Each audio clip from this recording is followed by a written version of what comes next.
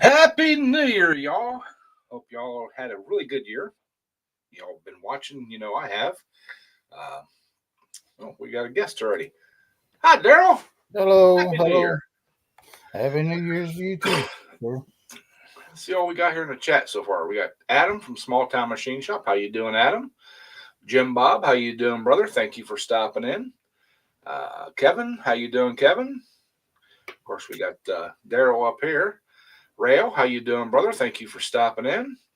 So, yeah, we made it another year, y'all. Awesome, loving it. So, Happy New Year's, everybody. thank you, I appreciate it.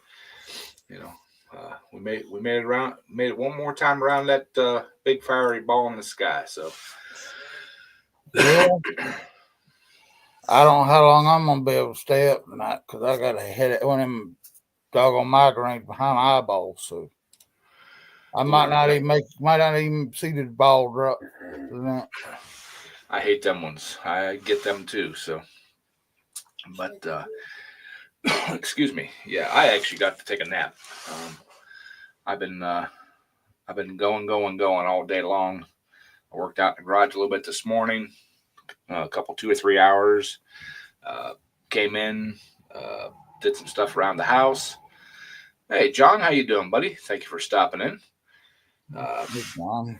And I actually sat down and watched a movie, and I didn't realize how long of a movie it was. So, knowing me, y'all knowing me, I had to pause it like 6 times so I could go do other stuff because that's me. It was like a three-hour movie. It was the Batman versus Superman deal. A couple weeks ago, I watched the Avenger, or not. I'm sorry, Justice League or whatever movie, and so I guess I had to go back and watch the Batman versus Superman movie. So you've been eating too much fiber, Ed.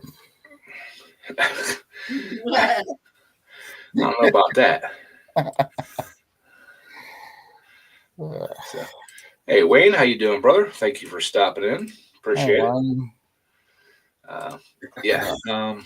That's what I'm gonna tell everybody anyway. You've been eating too much fiber.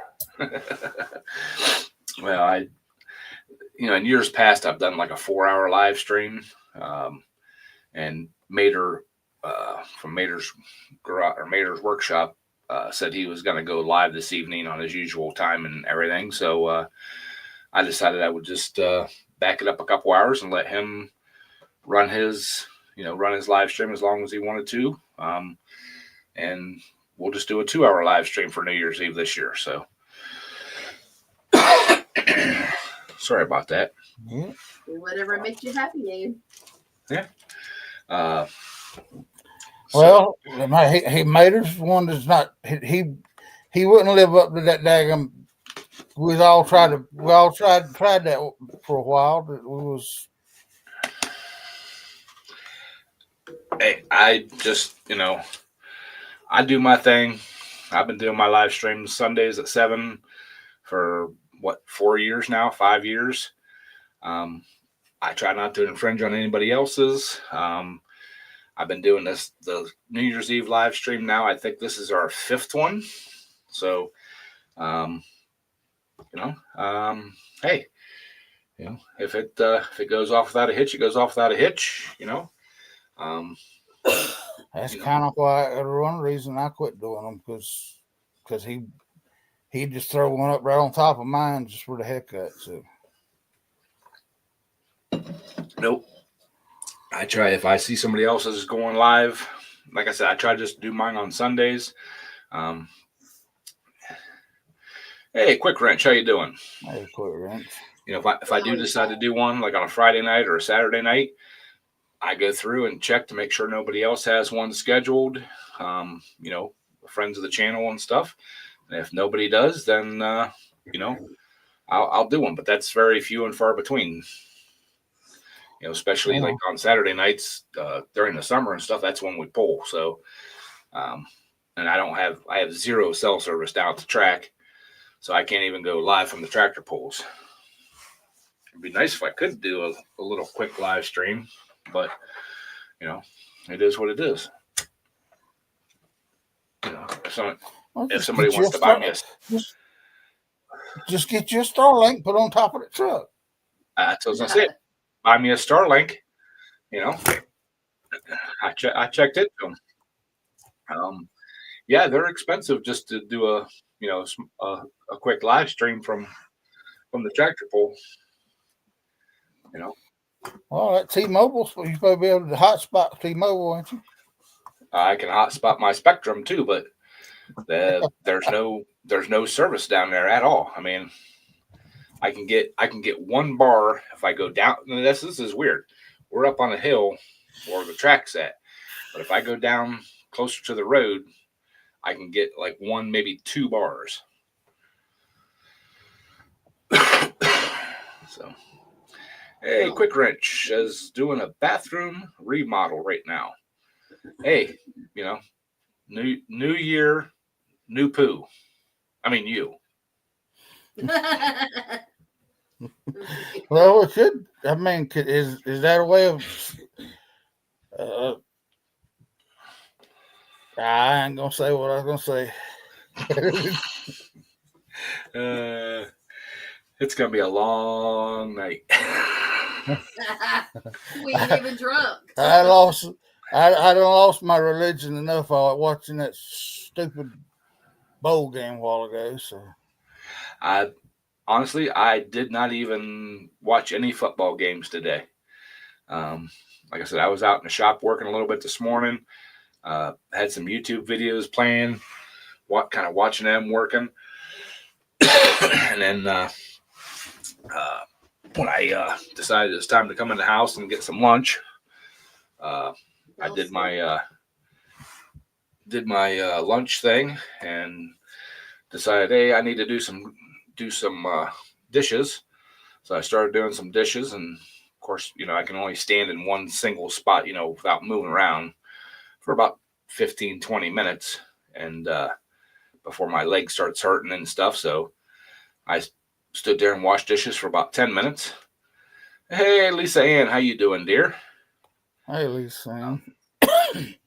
And so then I went in and clicked on the Prime Video thing, and found that Batman versus Superman movie, and didn't even look at the time. I'm like, I like the other movie. I'll try this one. Clicked on it, and yeah, I think it's like a 3-hour movie, or almost 2.5 or something like that, or a movie. It literally took me over 4 hours to watch it, almost 5. That's a lot of food. Lisa has to call for jury duty. Woo! Yeah, exhaust fan. Well, I told them I was too crazy to do jury duty. So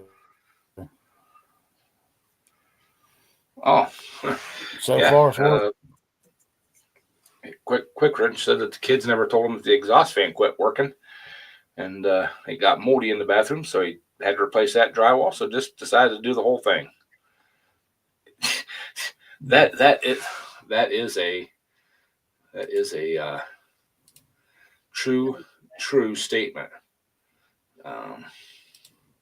What, he called me trouble? Is he agreeing with me? I got his address. Trouble has arrived. So, but there's Jeff. Hi, Jeff. Hi, Jeff.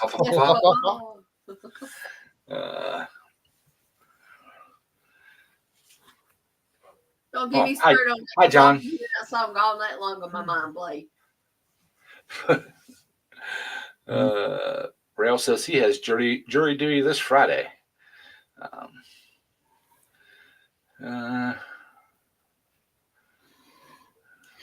But no, yesterday, I helped one of my friends from work. He needed to put his put a serpentine belt on his Toyota Tundra Thunder, and so we went up to the shop and put it up on the rack and did it. And when he was asking me about it, he goes, we don't work Monday and Tuesday. I'm like, yeah, I've been there 23 years now, almost. Well, technically like 25 years. Yeah, I know we don't work Monday and Tuesday.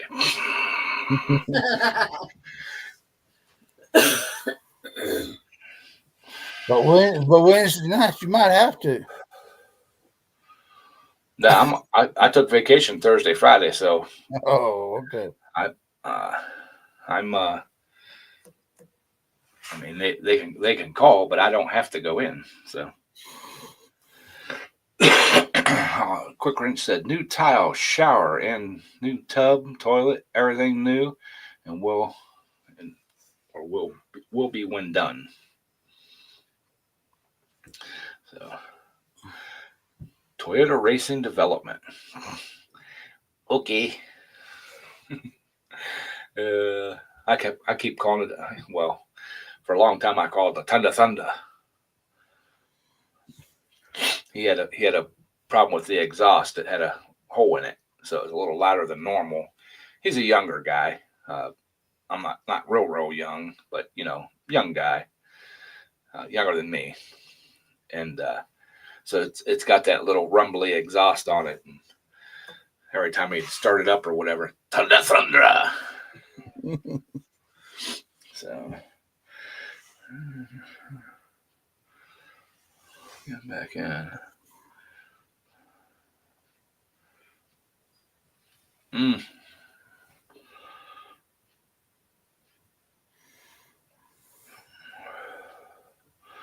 They're trying to get a couple more weeks out of the insurance company. Well, tell them, Jeff, bring in some cuter nurses and you wouldn't mind staying. Either that or with the ones that are there now, just, start requesting more sponge baths and start being more of a pain in the butt, and they'll want to get rid of you. Daryl flirts with them. Yeah. That's what's supposed to do. Yeah. So, but they don't get as rough with you when you flirt with them and stuff like that. Whenever they jerking you around in the bed, and unless they don't like that.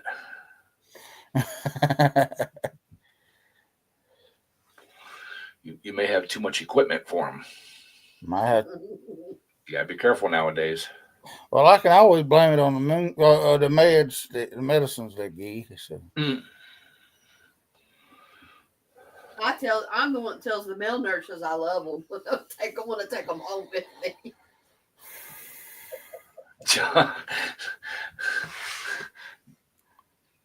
I'm not touching that one, John. Jeff has my address, so I'm not touching that one. He's too close. And he'd be one to walk right out of that place just to come whoop my butt. So yeah, I decided this year it was just going to be a laid back, kind of easy live streams. No giveaways, no big hoopla, whatever. Just an average hangout. Hey, I might even fall asleep. If I do, y'all keep smashing that like button, share it out. Say, hey, go and watch this big dumb dude fall asleep. Call you. Leave your phone on. It's sitting right in front of me, but it's on vibrate. So I'll keep calling. I'll do it for a whole hour.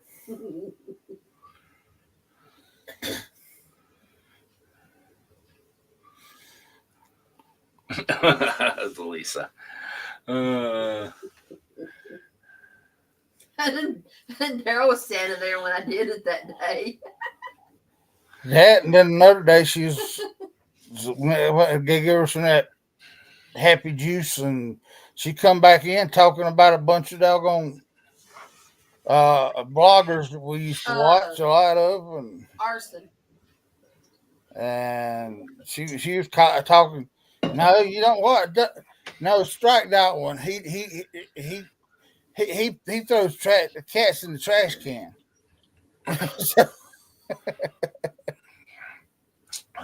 Jeff said they stopped the IV yesterday. Have to wait till Thursday for labs and good draw Monday. Well, prayers, Jeff. Hopefully everything comes back good, and hopefully they let you out of there. Talking about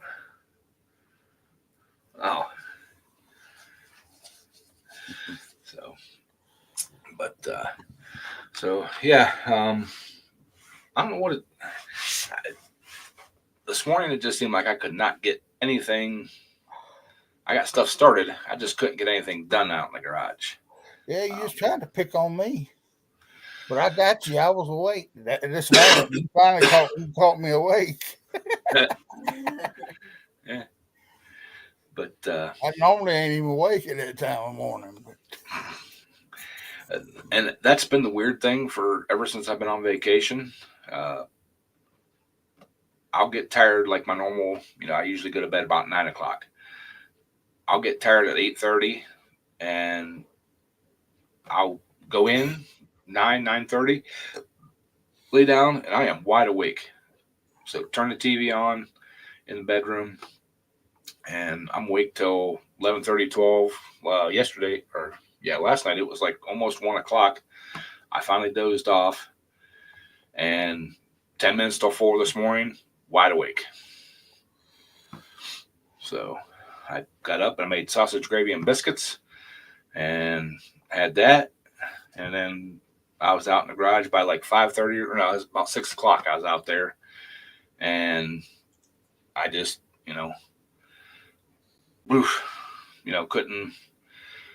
couldn't get anything going. I just would start something, and I guess ADHD kicked in, and hey, Adam, Happy New Year to you too, bud. I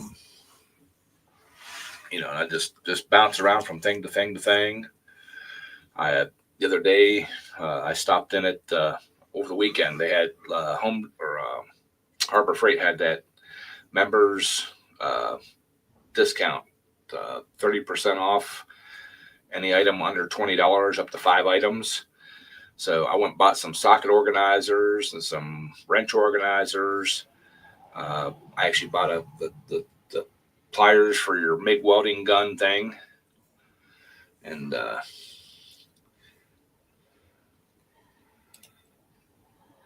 Cajun, what's happening?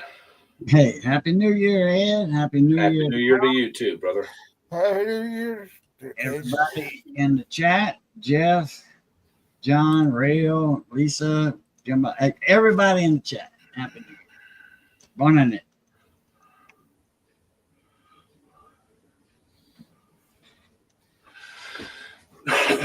Supposed to get it now. Howdy. Yeah, John, it's supposed to get substantially colder here over the weekend and next week, and we had like 60, 65 mile an hour gusts last night. I was actually went out this morning and looked to see if we had any down limbs or anything. Geared for Torque, how you doing, sir? Thank you for stopping in. Hello, Geared. You? He's a fellow tractor puller. He does some really good videos and stuff. Okay. Everybody go check his channel out and give him a like. It went from 75 today here at 75, and it's going to be down at 40 in the morning. So that's a 35-degree drop, That's it. So Monday's That's bad. Wait till the 10th there, Cajun. It's supposed to be worse than that. Tuesday is supposed to be 32 in the morning. Just coming, a week from now. This weekend shows good. It's all, 50 for the high. 30. 39 Monday morning, 4 Saturday morning or Sunday morning. So yeah, it's not bad until we get to next Tuesday.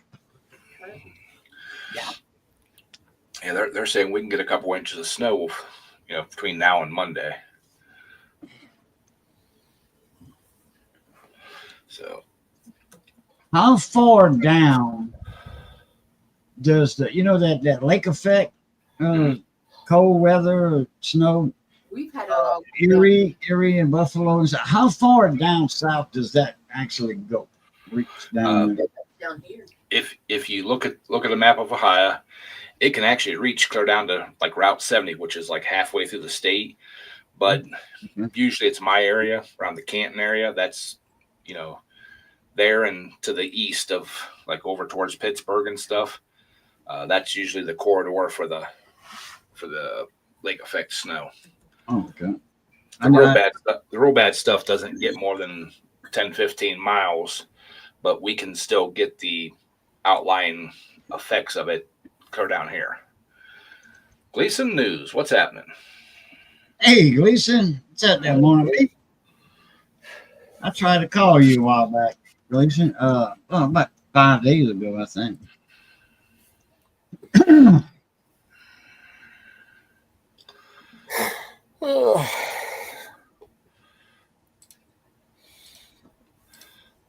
So Don't mind me if I holler a few times. I'm in some bad shape right now. With my doctor said slip disc. This came on the last few weeks, and man, it messed my sleep up so bad. Sleeping at odd times of the day. Anyway, she ordered an MRI. That sciatic nerve. Yep. And it's bad. It's bad. I've been down for about 3 weeks. It started, and then it just ended up getting worse, and it get worse every day. And it probably before the week's up, I'll be in the hospital, probably in the emergency room. I don't know what they can do, but Well, that's the problem I have with my right hip. The sciatic nerve there. If I stand in one spot for too long without moving, mine don't hurt, but my leg will go like ice cold. It feels like it's ice cold. Oh yeah. And I can't feel it. It goes numb. I mean, from my hip clear down to my foot, and so that's why I have trouble like standing and washing dishes for a long time, or standing at a workbench and working on something. My boss is like, one day I was working on something at a workbench, and then I went over and I was doing something else, and he's like, man, he goes, you got like 10 things going on. I'm like, yeah. I said, that needs done at the workbench. I said, but I can't stand in one spot for too long, so I got to keep moving around and keep walking, and keep. And if I do stand there and be stubborn about it, like stand there for like a half an hour or something, I got to go sit down for 15, 20 minutes just to get the weight off of it. Well, if I move a little certain position to the left, if I lean, I'm starting to get used to what I can do and what I can't do, because that leg will give out from under me too. Yeah, if I get stubborn and let it go too long, same thing. It actually won't like just go out from underneath me, but if I go to walk, it's like it's not even there. So, all right, Adam. If you got any questions or anything, Adam, feel free to message me. I'm on Facebook, Instagram, the TT till they decide to take it away. I'm on here, so. All right, Gleason. We'll see you in a little bit there, bud. We'll be here till midnight. All right, Gleason. 1 hour and like 35 minutes. So I got my timer set. Yeah. And then after yours ends, mine starts. So Bayou time. Yep. Yep, and that's another reason why I started at 10. I wanted to give Mater plenty of time to do his live stream tonight. Of course, I missed his because I was sleeping because I did take a nap, so I could stay up till midnight. Make sure I could stay up till midnight. But I'm going to mommy's tomorrow for late lunch. Lunch. We do it every year. She does pork and sauerkraut for us. We used to get together on New Year's Eve, but it seems like the family can't stay awake that late. So,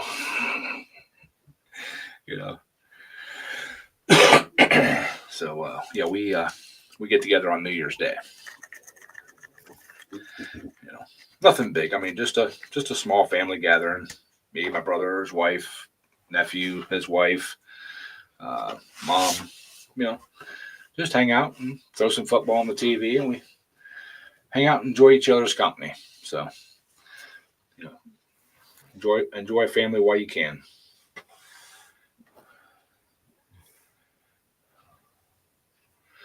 Oh, that's good, Lisa. I'm glad you're getting time to get with your family.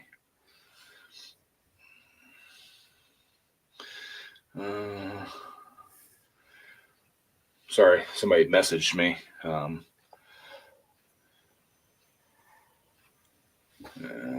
we'll have to get back to that message later. Somebody messaged. I mean, Wasn't me. I know it was somebody else from the tractor pulling community. I can though. If you're lonely, I can. Maybe later. Hey, my thumbs is bigger than yours, Ed. Now come on. What's that? My thumbs up is bigger than yours. Look at it. I know. I seen it. It's not the size of the thumb. It's how you use it. Dang. Yeah, having some homemade Filipino food. Oh man, yeah. I like all of that. I haven't tried the chicken though. The egg. That one, I forget what they call it. If you say it, I'll know what it is. But babushka or something. Or but I like Philippine food. A friend of mine that used to work for me. His mom was Filipino from the Philippines, so he was half. His dad was redneck. Alabama redneck. Yeah, I've had some Filipino food. It's very, very good. And I've also had some authentic Greek food. A friend of mine years ago, last like 6 months of high school, then a couple of years after high school, his mom and dad were both off the boat Greek, and some of the food they'd make. Oh my! Oh, yeah. We have a little Greek restaurant over here called Zeus, and it's authentic. The Euros, GYR Euros. Yep. Yeah, heroes. I've had them before, from another restaurant or something, but these right here, oh boy, I'm like, yeah, man, what I've been missing out all these years. Ooh, that sounds good, Lisa. Ham and rice with Filipino noodles. Ham and rice and Filipino, yeah. Yeah. Their food is very, very good. The only thing I don't like ouzo. I don't like black licorice, so Me neither. I don't care for the ouzo, but all the other food, and they are one of the few. What they cooked is one of the few times I've had real lamb, that was really, really good. I've cooked some lamb. It was good, but it wasn't nothing like what they cooked. And oh my. Making some. You can use the same ingredients. You can cook it the same way, but it never turns out the way that they make it. That's my ex-sister. We're still friends. We still talk and everything. But her entire family moved here from Greece, and they opened a restaurant and a grocery store.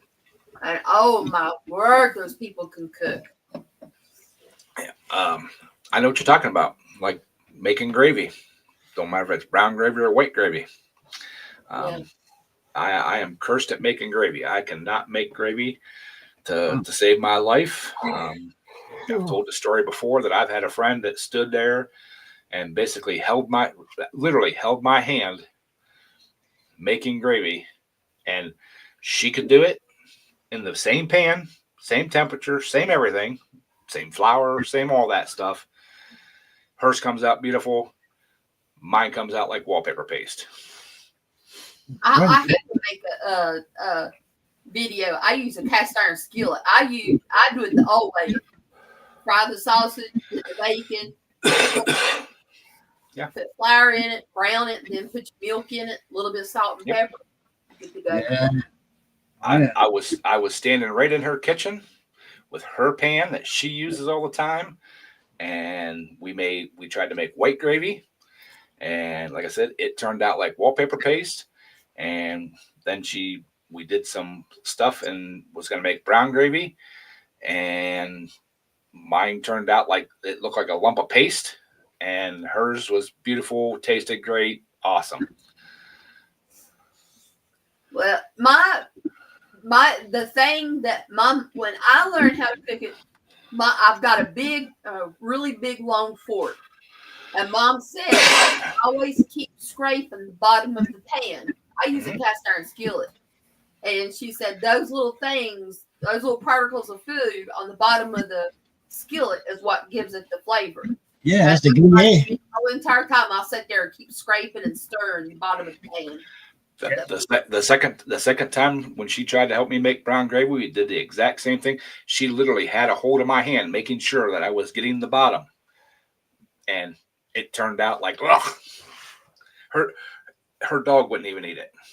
You wasn't holding your tongue right. I am cursed at making gravy. That's why I use the instant gravy mixes, and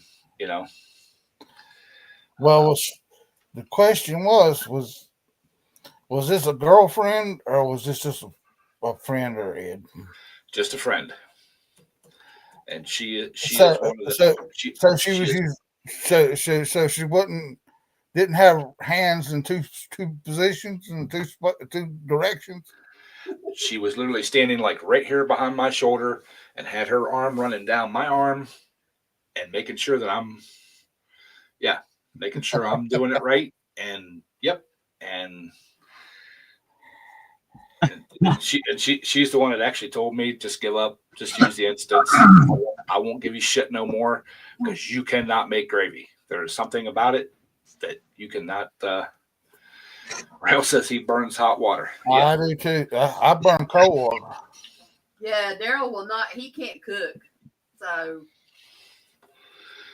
Well, see that's why I do my cooking videos, because it's stuff that anybody can cook. I don't care if you say you burn hot water.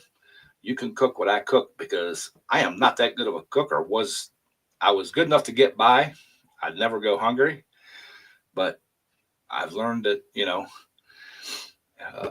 I learned how to make everything except for gravy.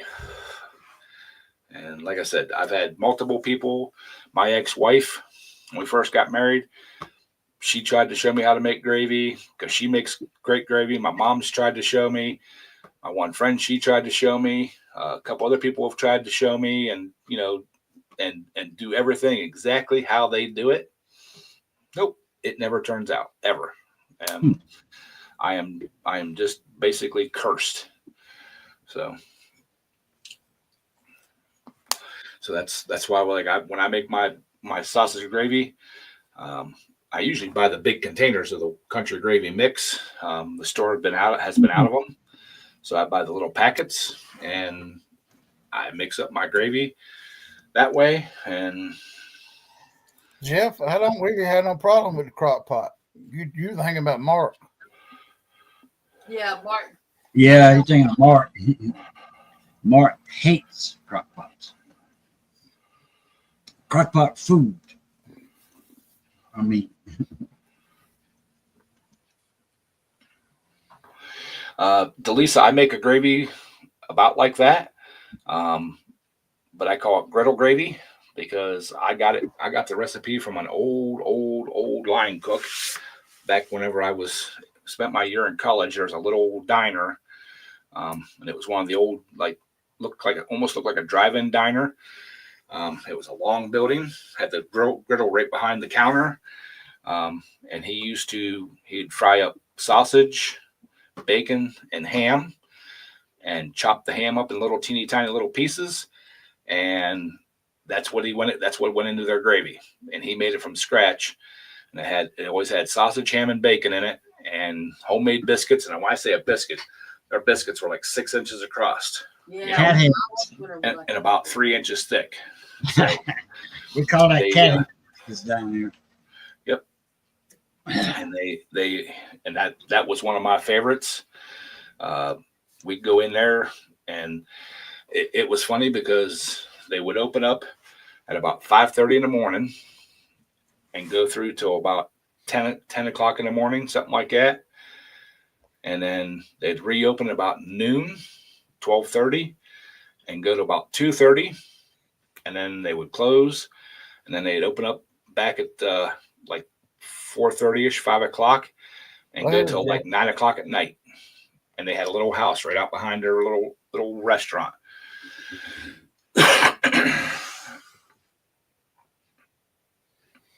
Oh, Jeff, you taking off, buddy? Okay, that's what he means by that. Okay. All right, Jeff. Take it easy. Yep, we'll see you Sunday. Happy New Year. But we would go in sometimes like right before closing, and sometimes it would be like first thing in the morning, depending on what time of the day it was.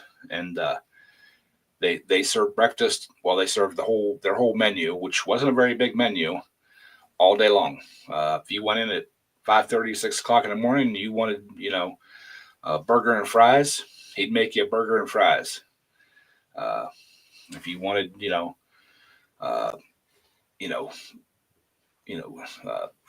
anything, basically. If you wanted breakfast at 9 o'clock at night, he would make breakfast at 9 o'clock at night. And it was just him and her that ran the restaurant. Nobody else. They had like maybe 10 or 12 tables, like 4-seat tables, and then a line of booths along the counter. And most everybody sat at the counter, unless it was like a family or something that came in. And, they'd be there all the time. I loved it. Usually when we went in, we sat right there by the grill so we could talk to the old dude. He's a super guy, very knowledgeable man. And when I said he is an old man, I'm saying he's probably about 70 years old, still running the cook, and his wife was about the same age, and she was still the waitress. Well, Ed, you got to be careful about the way you're throwing that old around nowadays. I mean, Yeah. none of us bring chickens up here on this panel anymore. They always say when you're healthy and young, when you're healthy when you're young, when you get older, in your older age, that's you're gonna, be feeling it and all that and everything else. And then they say if you're sick when you're young, you're gonna be healthy when you get old. And that pertains to me. Well, I'm closer to 70 than I am 30 now. So I mean, I got to be careful on which way you. Oh, me too. But I always thought that would be a cool retirement job, just a little diner like that, just small. I mean, when I say they had a small menu, like 3 times a week they'd have a special. Like one would be like meatloaf, stuffed peppers, or beef roast, and it was always different. And it was a and the locals knew, like when they had the meatloaf, they'd be packed for supper. And,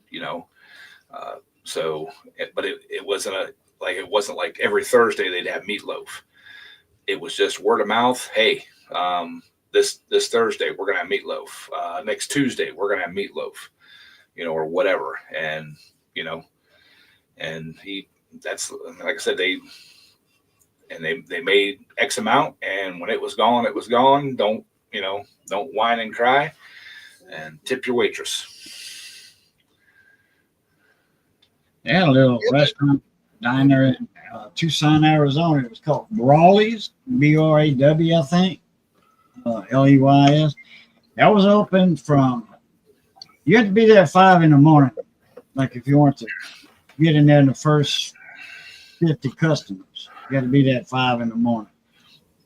Awesome breakfast. Okay? And it was open at 6, 5:30 or 6. I think at 6, and then they close at 1. So they serve breakfast and lunch. And they were closed at 2. At 1:30, everything was done. But you thought it was good food and cheap. They wasn't expensive. Mm-hmm.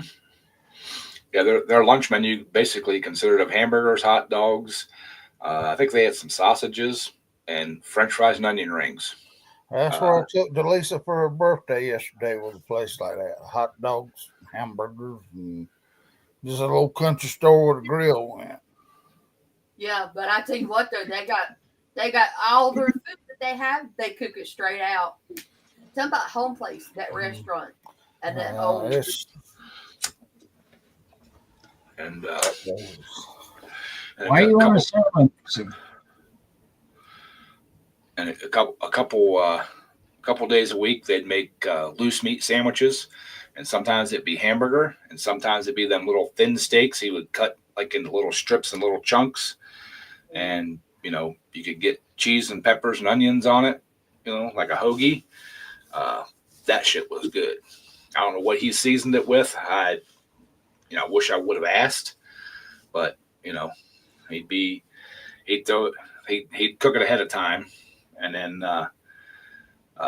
like when you ordered it, throw it back on the grill, warm it back up, and throw your bun on there and griddle the bun up, and then make your sandwich, and oof. So, Aldi's, like the Aldi's grocery store. I used to shop there because they used to have really good prices, but now, at least my local one, if you watch the deals,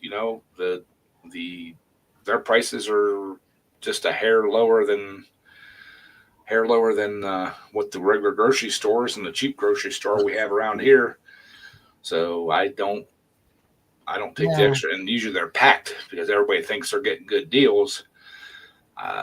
Well, Delisa's fixing to take over for me, Ed, because I'm fixing to go to bed and see if I can get rid of this headache. All right, Daryl. Hope you feel better, brother. Happy New Year, man. All right, happy New Year to y'all too, everybody. Good night. So, but my ex wanted a KitchenAid stand mixer. She wanted something awful, and her kids actually bought her like an off-brand one, and she used it. But she'd always make the comment that, well, if I had the KitchenAid, it would be, this would be a lot easier. I basically the last couple of years, I told her, well, if you would cook more often instead of like box stuff, I would happily buy you a KitchenAid. But maybe that's why she's my ex. Hello.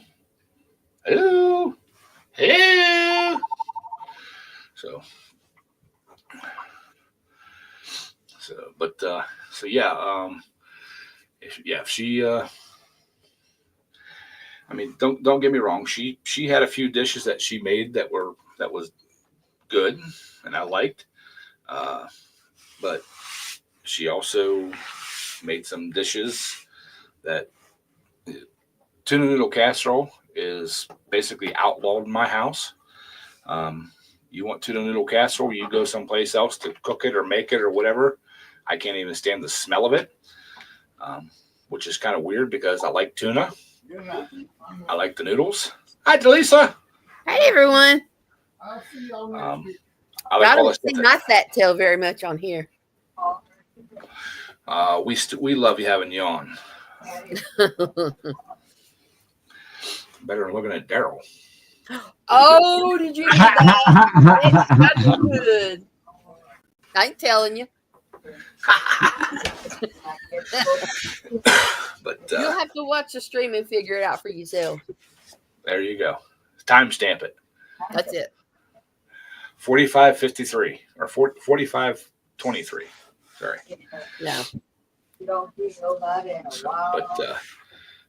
and every once in a while she would try to cook it, like when I'm not home, when I wasn't home, when I was at work or whatever, and I'd walk in the door and I'd smell it. I'd set my stuff down from work and go right out to the garage, and she'd come out. What's wrong? What's wrong? I'm like, you made tuna noodle casserole today. No, I didn't. Yes, you did. I mean, she would make it, clean up all the dishes, put the stuff in the refrigerator and everything else, and I could still smell it when I walked in the door. Yeah. Well, Daryl, my uncle, he had a quadruple bypass, and he was a big man. He's your height, and but he was a big man, and they told him they did his quadruple bypass in Richmond. They flew him from here to Richmond, and he had to go on a rapid weight loss is what they done.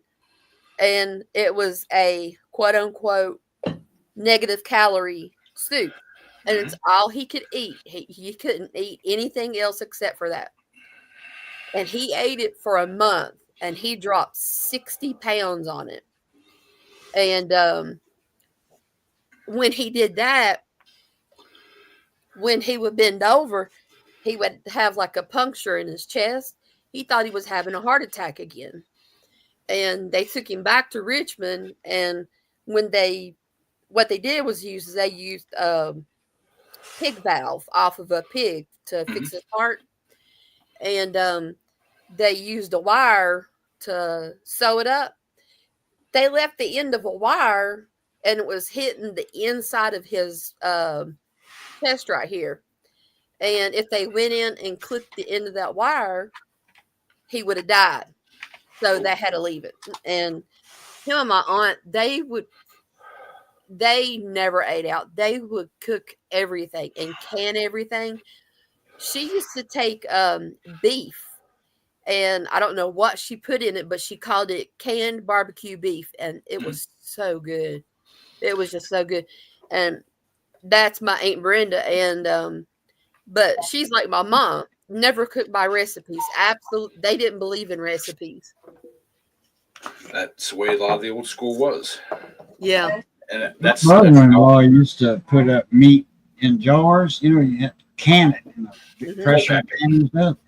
But he called it a burrito meat, and it was like like a gravy in there or something, with the meat and all that. It was juicy, and it had peppers and whatever, onions and stuff. And all you did was take it out, reheat it, put it in a tortilla shell, roll it, and that was it. Boom. Yeah. I mean, it's just, she, I don't know. My mom never cooked by recipes. Never. She always done it just whatever she wanted to do. And that's how I cook. I don't like following recipes. I like doing what I want to do. But I cooked that when my aunt gave me a copy of that recipe of that soup, but I changed it up. And Daryl's like, I hate cabbage. I'm not going to eat that. I'm not going to like it. And he asked for it last week, and it was almost all gone. Oh, what is that? turkey, Is it really? cold packed turkey and cold packed beef. That looks good. You made that? My mom did. Oh, okay.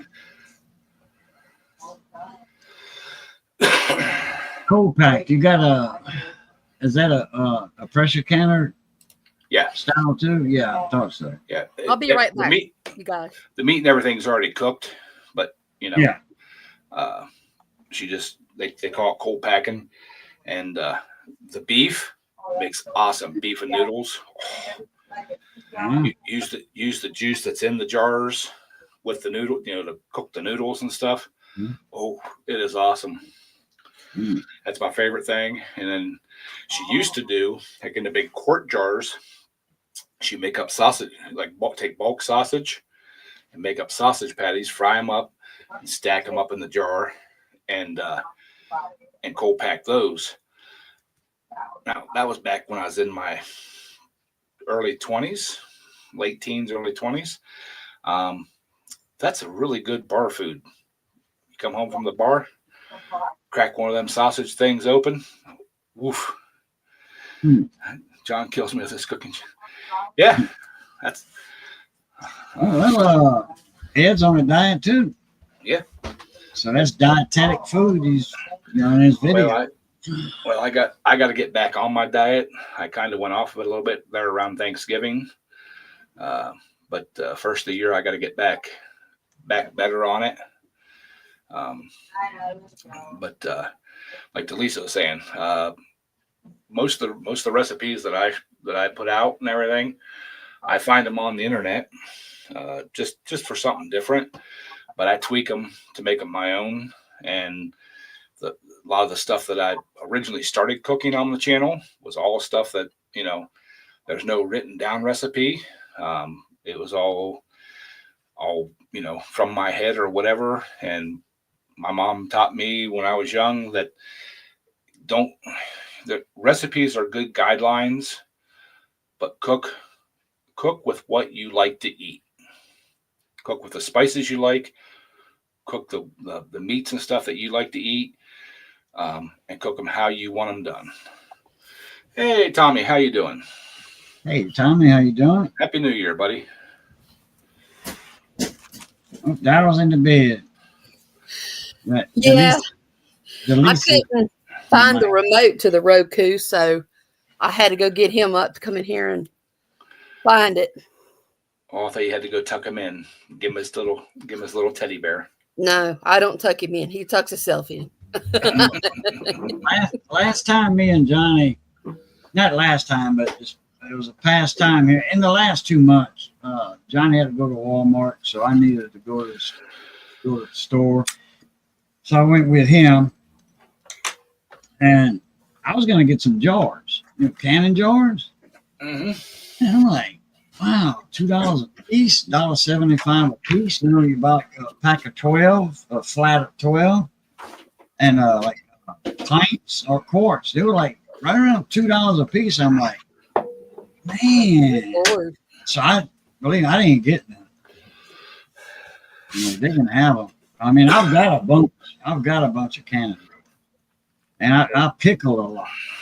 So all our roux jars, we save all that. Well, we have a lot of things we've been throwing away here. Now, the past year we've been chunking them. But roux jars are good for pickling and water bathing because I don't know for sure, but it's a high grade glass because they do, when they putting that roux in there, that roux's hot. And I mean, very hot. You're looking at, pot hot oil and flour. So that, several hundred degrees, Well, a friend of mine a couple years ago, she wanted to try doing some canning and pickling and stuff like that. And same thing. She went to the store to try to find some, and they're super, super expensive. She started going to garage sales, like Adam said, estate sales. She went to garage sales. She hit garage sale. She must have got 300 jars of all different sizes, all mason jars, the cannon jars. Mm-hmm. And I mean, people were, the one place she went, they had like 20 or 30 jars there, and they had $1 like on a box of them. And she bought 2 boxes of them. And then the lady's like, well, what are you going to do with these? Are you going to make decorations out of them? Or she's like, no, I'm going to try canning. She jumped. Lady just said, I'll take the rest of them, dear. If that's what you're going to do, go ahead and take the rest of them. Oh, wow. And they all had the metal rings on them. Oh, okay. Happy New Year's, Mr. Briggs. Happy New Happy New Year's. Ah, And she probably may have picked up some older ones that are the number 13s, and those are the ones that people are after. I've got a aqua colored one up in the bar here. Well, I've got several number 13s, but I've got an aqua one that's just straight up and down, and that thing sells for $500 on eBay. And wow. I told Daryl the other day, I collect jars. I've got all kinds of them. And up here, people buried their trash. And I go around and dig in the ground, and I found a old trash pit, as I call it, and found a bunch of those little blue bottles. Sold the heck out of them things on eBay.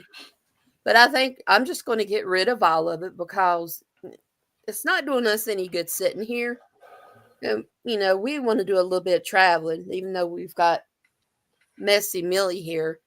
We want to do some traveling, go see some friends and stuff. And, but, we don't have no kids to leave anything to. Right. So that's our big thing. And none of our families are going to get anything. But we're just going to leave it to my best friend and our neighbor over here. And that's it.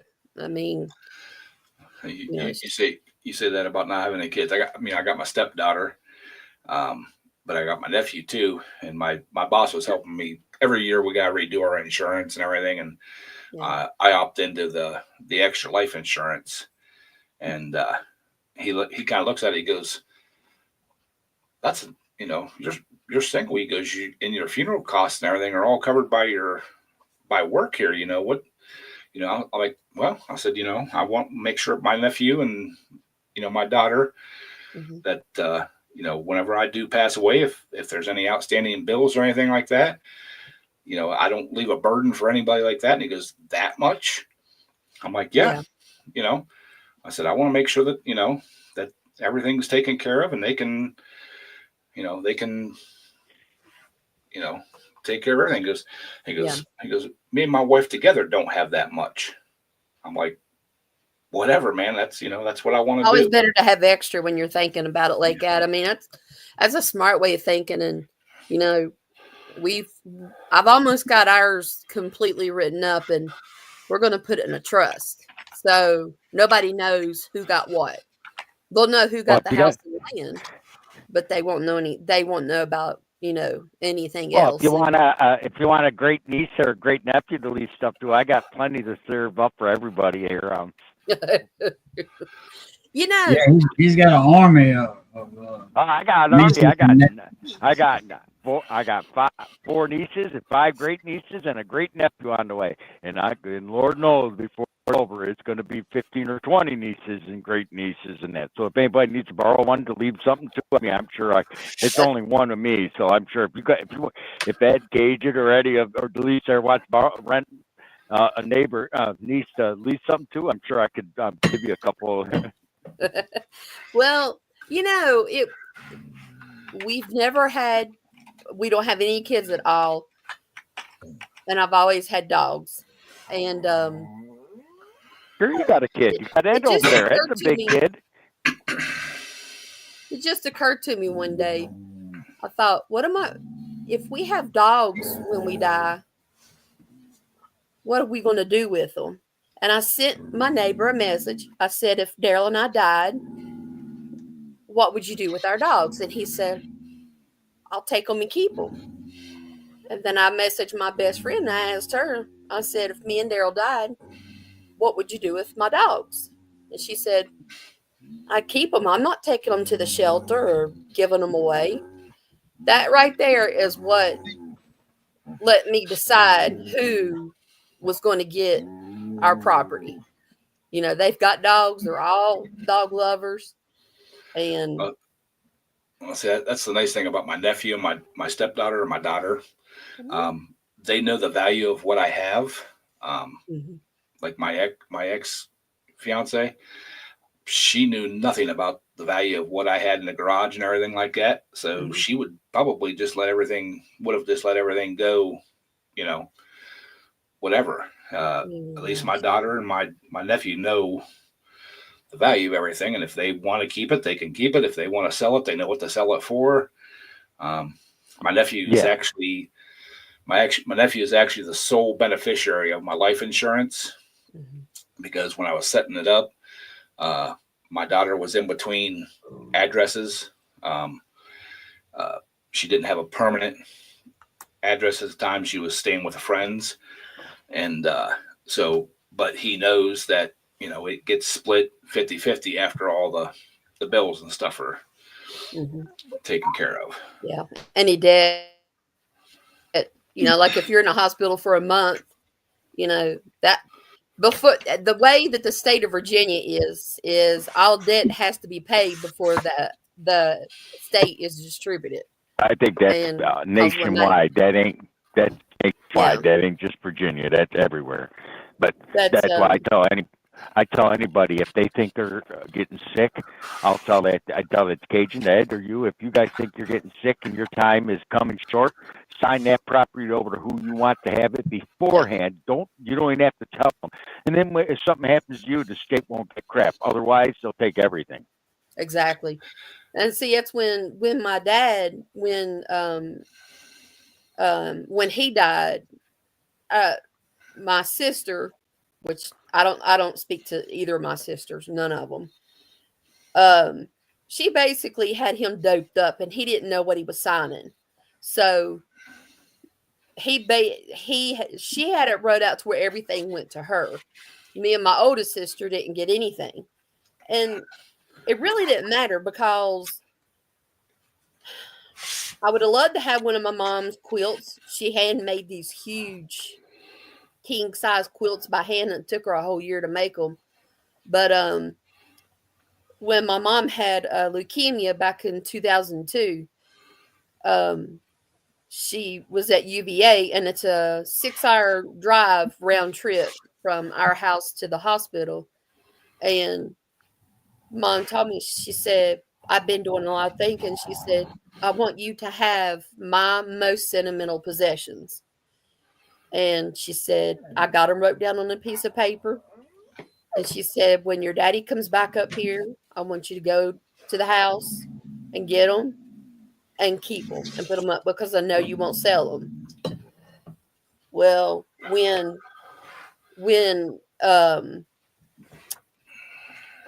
at some point, Dad had gave Elaine all of my mom's jewelry, and she took it to a pawn shop. Well, the guy that owns the pawn shop is good friends with my dad, and the guy at the pawn shop called my dad and said, your daughter was just down here pawning $250,000 in jewelry. And I was like, oh my God. My dad worked at Volvo, and he made killer money. And Mom wasn't the type of person that always had to have the best of everything, but when she got jewelry, she had to have the nicest. But we don't have much, and the good thing is everything we have is paid for, except for the white pickup truck. And so, other than that, like we've got enough insurance to cover any medical debt left or anything. So that's not a problem. And our neighbor, Eric, he makes really good money. He does, he's got his own business, but he also sings country music. And if you'll catch it, I know, Ed, you probably see it when I share it on my Facebook. Eric Gress and Travis Tritt, he does music with him, and he makes killer money when he sings with him. And they go south to do all that. And so I know, he's in a financial spot to where if there was debt, that he would be able to pay for it. So, and I've talked to him and my best friend Amanda at length about it, and they understand. They know, what's went on with my family all these years. And I have a nephew that thinks that he's going to get everything I've got. And I'm like, you're not getting nothing, dude. Nothing.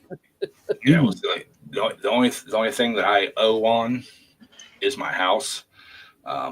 Everything else is all paid for and everything. So whenever it is time for, at this point in time, if like I was to pass away tomorrow, my insurance through my work would pay for my funeral up to $10,000, which, you can get a pretty decent funeral for 10 grand. I've already got No, you can't. Where you're going to bury the pot? I've already got a plot. My plot has been paid for since I've been 5 years old. I was going to We've say, got a family plot. So we've already got ours too. We're going to be buried where our daughter. Well, we're going to get cremated. So where our daughter is, we're going to get Amanda and Eric to spread our ashes on her grave. Yeah, so just the funeral cost itself.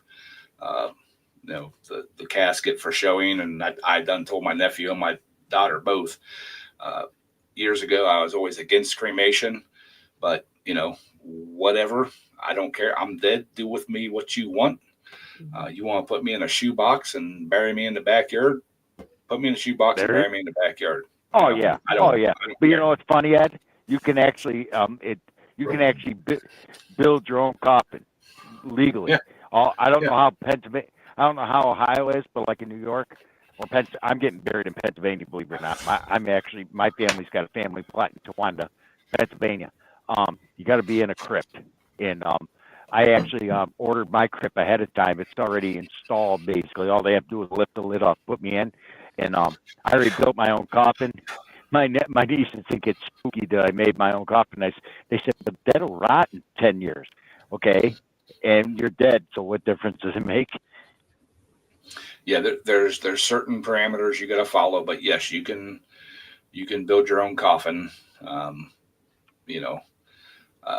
You can't, unless you make prayer arrangements. It can't be some big, huge, monolithic thing. But like I said, I'm dead. So do with me what you want. If you want a showing, have a showing. If you don't want to have a showing, don't have a showing. Yeah. Yeah. Just don't. Yeah, that's what I say. Don't bury me in a suit and tie. That's the only thing I said. Just t-shirt and jeans, baseball hat. Don't. I'll make sure I put a suit and tie in it, and I'll fold it and put it beside of you. Just so you no, if Ed goes before me, now that I heard that, I'm gonna bury him in a tie and a suit and tails and a top hat. I will come back and haunt your ass. Well, see, that's the reason why I do it. I do it. Come on. Hey, we already had Beetlejuice. We got Beetlejuice. I'll be right back, you guys. We need a Beetlejuice Ed. Come on, KJ? Could you mention Ed as Beetlejuice come back and haunt us? Man, he make Beauty and the Beast look good. Mm-hmm. Real, actually, you can buy a coffin through Walmart.com. Yes, you can. You can buy it through Walmart.com and have it delivered to your house. Yep. I've actually looked at them. He's right. I know a guy that there was an old man down in Alabama that had a 48 Harley Davidson Indian Chief, and he wanted to be buried sitting on that motorcycle, and his sons made him a plexiglass coffin casket, like crypt, to be lowered in the ground, and he's sitting on top of his Harley. He was told to. You can look it up. Just type in "old man buried on top of his Harley." They actually put him in a glass tomb, and they had his leather jacket, his helmet. They had him on a trailer, and they drove him to the cemetery, and they buried him sitting on top of his 48 Harley Davidson, I think it was.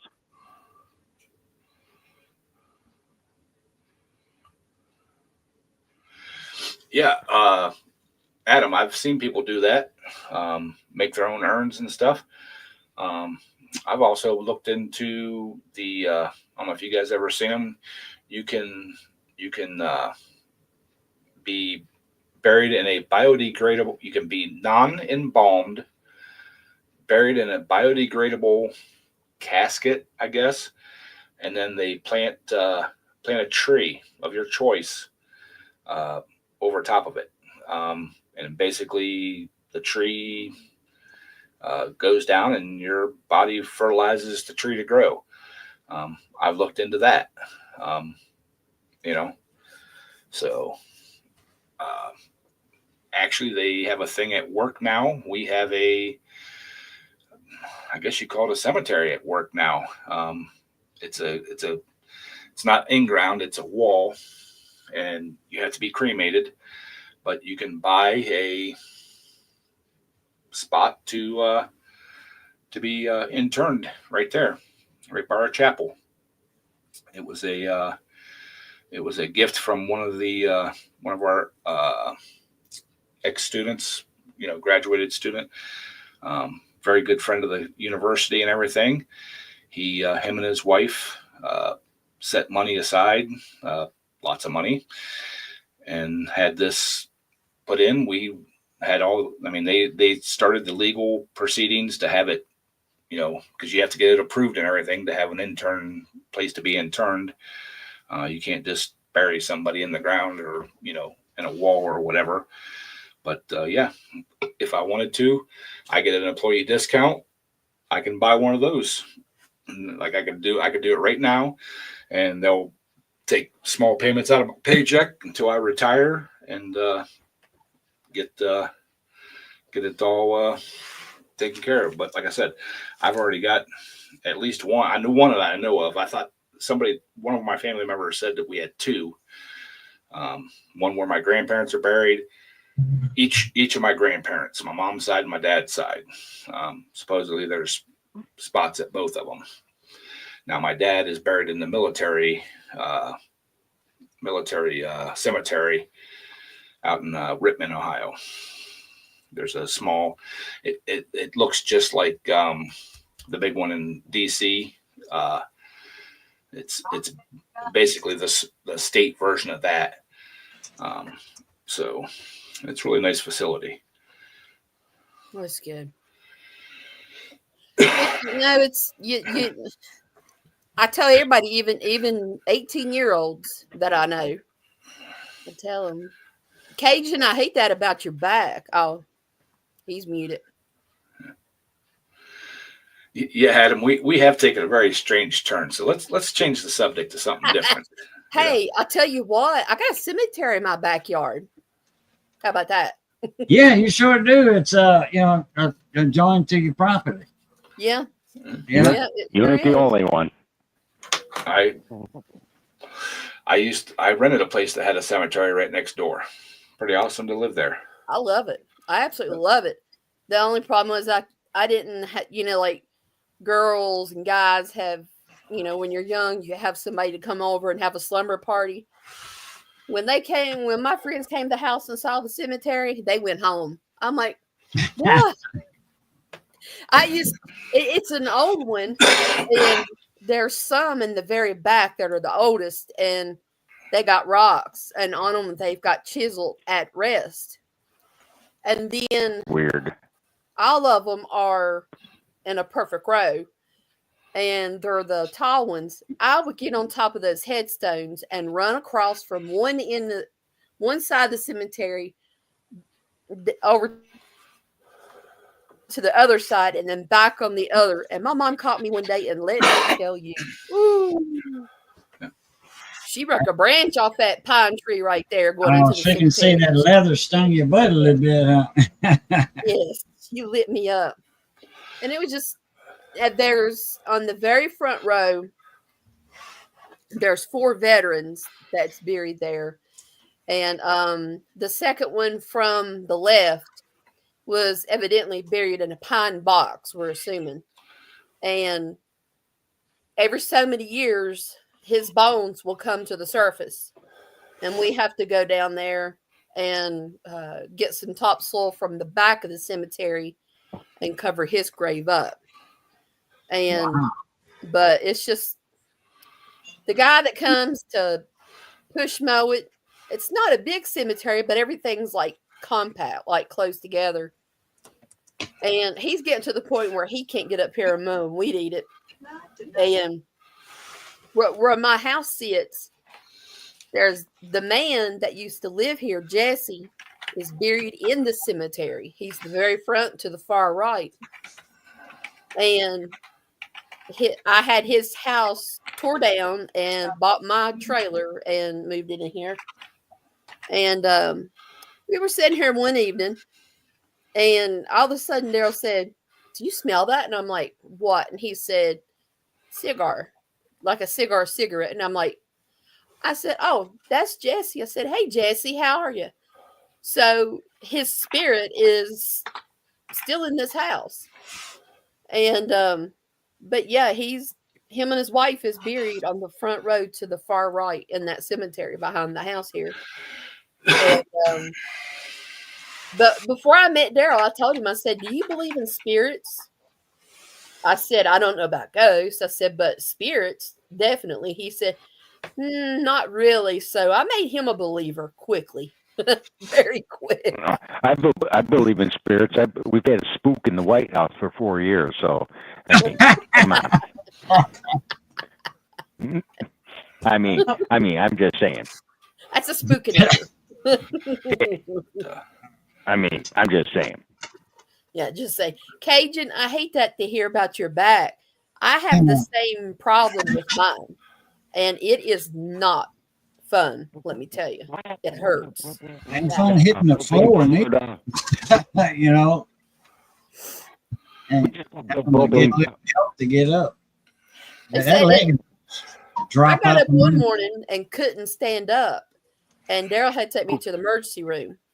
And when they got there, they did a bunch of X-rays, and the doctor came in and said, "Do you know when you broke your back?" And I'm like, "Broke my back?" I was like, "No." And I know when it happened. We up here on top of the mountain, it's like the ravines. If anybody y'all know what I'm talking about, the ravines are steep. They're almost straight up and down. We had grapevine. That stuff has grown all over the place here. And there used to be some old cars way back in the woods behind our house. So we, me and Lisa and Robbie got the car hood. And we said whoever lands on the car hood and slides to the bottom, we were going to challenge each other. So when I did, and when I did, I landed flat on my rear end. And that's when I broke between my L5 and S1, and that's where I have the most problem out of my back. But through the years, I've broke every one of my vertebrae. I've got the 5 vertebrae. I've broke every one of my vertebrae in my tailbone, and it's extremely painful, very, very painful. But what are they going to do for you, Cajun? She ordered an MRI.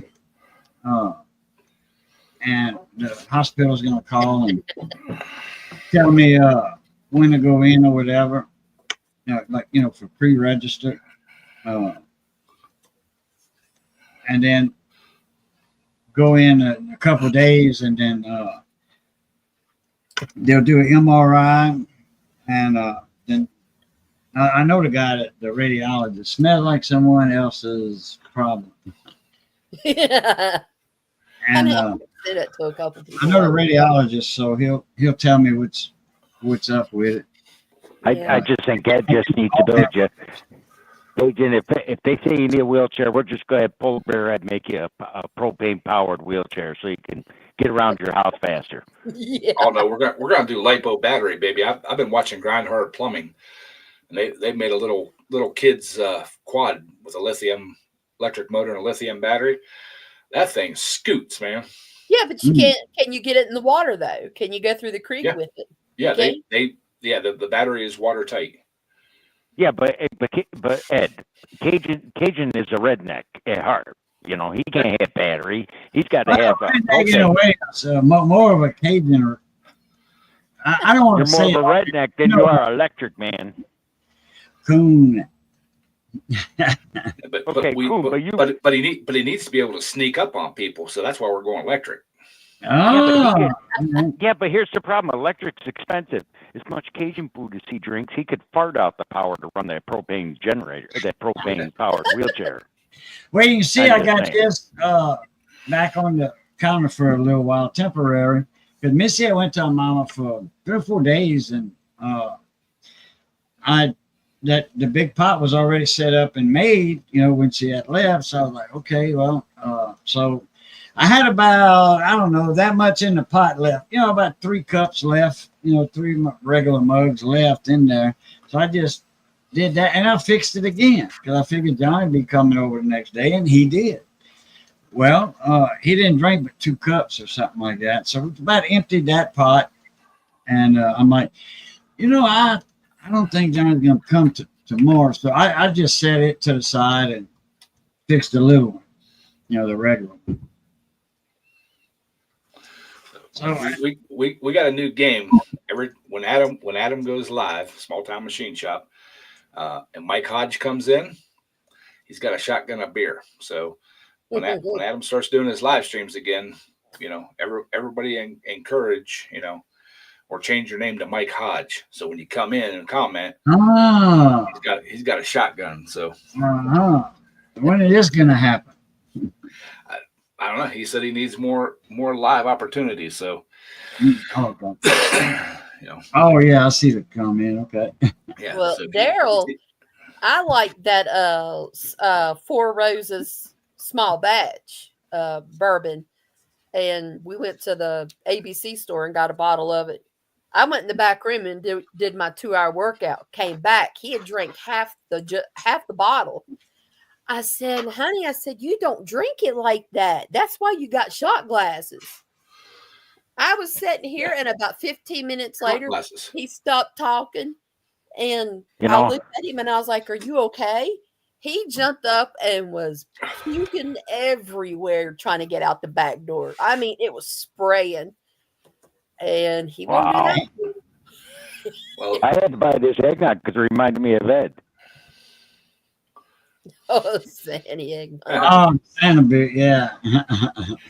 well, the Friday before Christmas, our last day of work, a bunch of us stopped by the bar to for our annual Christmas party, our little get together we have with the employees. Nothing work sanctioned. It's just what we do,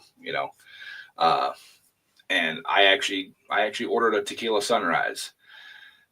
What they brought me, I don't know what it was. I know it had tequila in it, but it was definitely not no tequila sunrise. It had no orange juice in it. It tastes like cranberry juice. Tastes like cranberry juice and tequila, and cheap tequila. And I even asked for 1,800. So, yeah. Oh, I like the frozen Bacardi Pina Colada. You can get it in the freezer section where the juice is. I love that stuff. Oh yeah, that's the first alcoholic drink I've had in probably almost a year. I love making strawberry smoothies. The Cajun version of strawberry smoothie is daiquiri. That's it. Yeah, I used to like either Jose Cuervo Silver or Patron Silver. More Patron than the Jose, but I've actually got 2 bottles, 2 full bottle or 2 half bottles of Jose Cuervo out there. One's the gold, one's the silver, and they've been out there for probably 5 or 6 years, and I haven't touched them. I had like 3 or 4 bottles of the Moonshiners, whatever that guy from the Moonshiners is. Yeah. Oh, Papa. He got busted. The old man? No, not popcorn. The other dude. Popcorn. No, the other dude. I don't even remember. I don't even know. I never watched the show, so I don't even know what it is. He went legal? Yeah. Okay, yeah, that's he was a fireman and a mechanic. I forget his name, but yeah, I know what you're talking about. The one lives in Martinsville, which isn't very far from here. And I sent Daryl to the Hardee's one morning to get breakfast, and he was standing in line. And the one guy on there, I can't remember his name, the young one, but he was standing behind Daryl in line of Hardee's. But like some of those glass bottles like Briggs had, if it's not a plastic label where it comes off, but like I call it embossed, where it's like on the writing on the bottle. Mhm. Usually the ones at Christmas, the Christmas special ones, as long as they're empty and clean real good, you can sell them on eBay, because that's what I do. Well, I had somebody give me 3 bottles of it because they got it and they didn't like it. I tried all 3 different versions. I didn't like it, and a friend of mine absolutely loved it. I gave him the 3 bottles, and honestly, I don't think they lasted the weekend. My brother makes wine. I've got I just counted the other day. I think I got 4 bottles of his homemade wine in my refrigerator that it's been in there about 3 years. Oh, I bet you that's good. Oh, it is. Yeah. It's actually really still good. He's had it on the shelves over there, and he opens up bottles all the time. And he actually made some mead, honey mead, and like, I mean, I feel really bad about it because he made it specially for me. And just as it was being finished and bottled is when I decided that I was quitting drinking. And I mean, I've got 2 small bottles of that in my fridge right now. And I actually opened one up and I drank a little bit of it. It's really good. But I just I don't have a taste for it no more.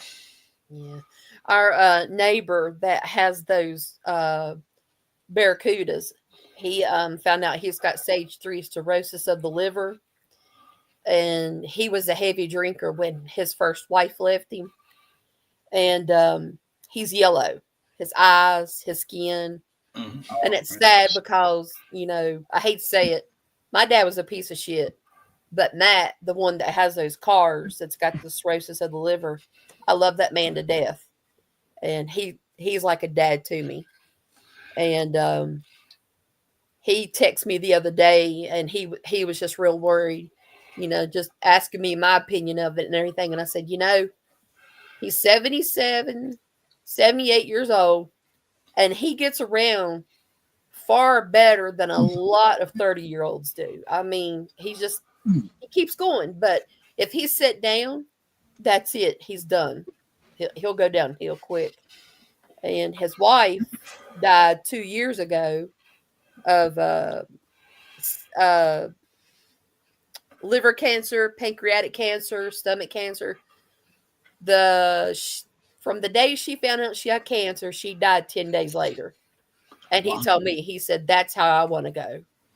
I don't want to know. I don't want chemo or anything. And it's so sad to see him go through that. And I was talking to one of his friends, which I know the guy also, Rocky, and I told him Matt wants to be cremated. And I told Rocky, I said, the only right way to honor Matt is to take his ashes, go on Sayers Bottom, where Matt used to drag race his cars at, and open the urn and just throw his ashes out going 100 miles an hour in his favorite Barracuda or his Cuda. There you And so I told Rocky, I said that's going to kill me when he dies, because I got very, very close to him. Let's see, 44 years he's lived down here. So, you know, it's like every girl wants that father. I followed him around doing everything, painting the cars, doing body work on the cars and everything. And, you know, he stuck in there. He was never snippy, snappy at me or anything. And I always watched me ride my 4-wheeler and everything. But I hate that. And I have a thing now where I know the vehicles he's got. He's got 4 vehicles, and I know what each of them sound like. And if he doesn't get up in the mornings and go out to get breakfast, I text him and I say, what are you doing this morning? Just to make sure that he's still, you know, because right now he's living alone. But, you know, we are going to go one day. Let's just go happy while we're at it. And that's what I told him. I said, I'm just going to go happy. Yeah, I'd rather go and, enjoying what I'm doing and, Yeah. Go then, Yeah. I've got a friend of mine that, if she don't see me post online for a couple of days, she'll message me and make sure that everything's copacetic. Yeah. And I watched my mom suffer for 16 months taking chemo. And I told Daryl, I said, I am not going to do that. No, absolutely no. Just tell me what I got, give me some pain pills, and let me live the rest of my life. And Adam made a comment on me drinking mead. It says it has to be out of a ram's horn. I actually looked for a ram's horn cup. Those things are expensive, I mean, an authentic one, not the plastic ones that are, a real ram's horn. Yeah, real ram's horn. If I'd known you wanted one, I would have sent you one. I got rid of, my father had 10 or 12 of them damn things. I don't need one. I just, back in the day, I looked for one, and I'm like, I'll drink it straight out the bottle or out of the jar, whichever comes first. But I've been watching a lot of Adam's videos lately. The last one he did there with making the quill stop for that drill press he's giving away to his neighbor's son, the young man that's getting into the machining and stuff. That was pretty cool. I would like to learn how to do machining like that someday. I've been actually thinking, since I've been watching his videos, I've got an old workbench at the front of my garage. Basically, it's just a catch-all. There's cabinets underneath, but there's no shelves in them, so it's just big open dead space. There's some stuff stacked in there that can be basically thrown away or gotten rid of. I'll stuff a dead snake in it, or a fake snake in it for you. That'd be fine. There's mice and stuff in there. Oh my God, you got snakes. But I've been actually seriously considering, since I built that loft, maybe sometime this summer. It's just cheap plywood. There's not a good top on it or anything. Tearing that out, and if I can find a lathe, put a lathe back against that wall, and that would give me space for like my oxyacetylene torches and my welder. I've got a bandsaw that I need to get going. I actually played with it a little bit the other day when I was working on the loft. It needs a new motor put on it. It's an old Craftsman, but put all that stuff back against the wall back there, and that would give me a lot more space, and a lot of stuff that's on that workbench just needs to be gone through and thrown away. And well, you're doing what I'm doing. I'm getting ready to build me a pantry. Tear out a piece of the wall in my kitchen that goes into the next room that's not used for anything, and build me a pantry in it. Mm-hmm. A big room size pantry. Yeah, well, I want to make it probably about 4 feet wide, about 3 feet deep, and about 6 foot tall. I see. Okay. Yeah, I don't want it to take up the whole room because I still sell on eBay. But once I get rid of all of our stuff, I'm not going to sell on eBay anymore. I'm just done with it. The market is changing. People are changing. People want something for nothing. And then, I got to make a living too. We talking about the world's changing. Yeah. Adam hit it right on the nose, man. Eliminate flat surfaces in your shop because they all become mountains of junk. Yeah. Yep. Yeah. Exactly. That's the truth. Catch-alls. Yep. So I'm good. I gotta jump out of here real quick and get me something to eat. Okay. And if I don't jump back in, if I'm a little too late by the time y'all, Happy New Year. Happy New Year to you. Thanks for stopping in and hanging out, Cajun. All right, cool, Good Bill. talking to you. Having me up. Good seeing you again, Delisa, Briggs. Take care of Good seeing yourself, you. Cajun. You're back. I mean, it will make you I'm turn. learning not walk all over again, but a certain way to walk, and then a certain way to bend it, get in the bed, get in a vehicle, all that good stuff. So, Yeah. Just be hey, careful well, with it. always, it's good being north of the grass. Stay safe. Be that way, stay safe. All right. Well, See you, Cajun. Happy New Year. Happy New Year, Cajun. Catch y'all later. You Bon guys, année. I gotta jump out of here. Quit. I gotta jump out here too. Do y'all hear Millie? She, Uh-uh. this is what she does when we talk on the phone. She won't stop. She wants to be the center of attention. Hi, Yeah, Millie. you're making her center of attention. Come here. Come here. I don't. We believe she has a sensory disorder. I'm gonna smack the dog out of you. Now quit. Smack the dog out of her. If you So- like that, look how she's sitting. She's sitting so funny. She's crazy. But no, my brother actually has he has a full size lathe that I can use anytime I want, but he's also got a little mini lathe the chuck's only 5-6 inches across, something like that, 4 inches across. He's got the motor and everything for it. I just need to get a three-tier stacked pulley for it. And he told me I could have it. I think it's a Craftsman or something like that. Be nice just to have just back on the workbench to do little stuff. Learn what to do and not to do. Like I said, it's been something I know how to run a lathe. I've done it before. But I've never, they've always been nice, big, real tight machines and stuff. I've never had one that, takes a little finesse. Yeah. Well,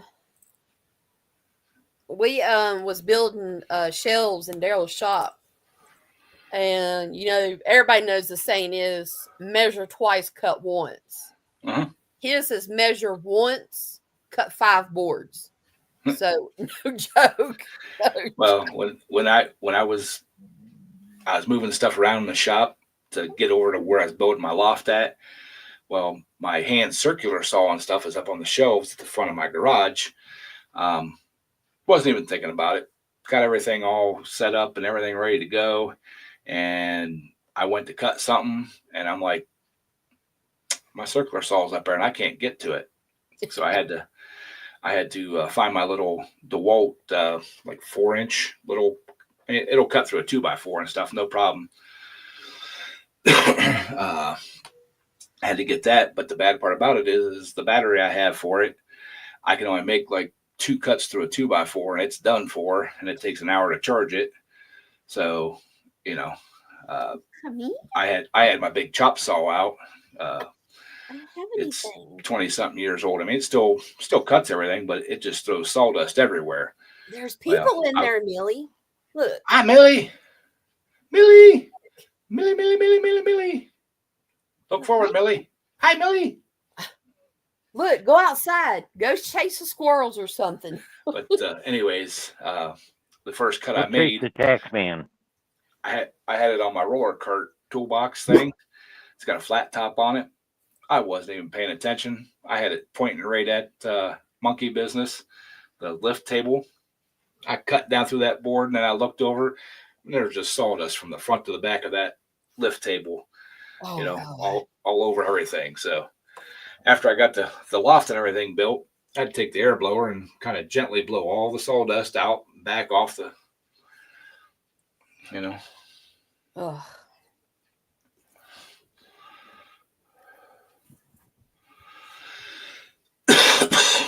Toy. Get your toy. Yeah, my dad, he was the lead electrician and maintenance at Volvo. And